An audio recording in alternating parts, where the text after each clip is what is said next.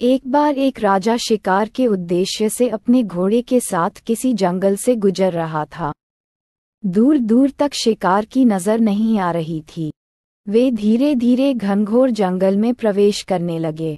अभी कुछ ही दूर थे, उन्हें कुछ डाक के छिपने की जगह दिखाई दी।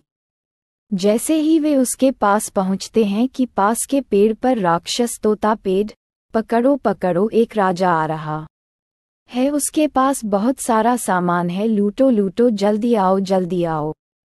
तोते की आवाज सुनकर सभी डाकू राजा और दौड़ पड़े। डाकुओं को अपनी ओर आकर देखकर राजा और उसके सैनिक दौड़कर भाग गए। भागते भागते कोसों दूर निकल गए।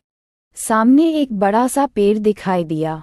कुछ देर से गंदी बात करने के लिए उस पेड़ के पास चले गए।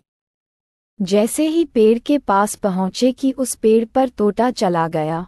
आओ राजन, हमारे साधु महात्मा की कुटी में आपका स्वागत है। आइए पानी पीजिए और विश्राम करिए। तोते की यह बात राजा हरत को सुनने को मिली और विचार आया कि एक ही जाति के दो संप्रदायों का व्यवहार इतना अलग अलग कैसे हो सकता है। राजा को कुछ समझ नहीं आ रहा था। उसने तोते की बात रखी, साधुओं की कुटिया की ओर चला गया।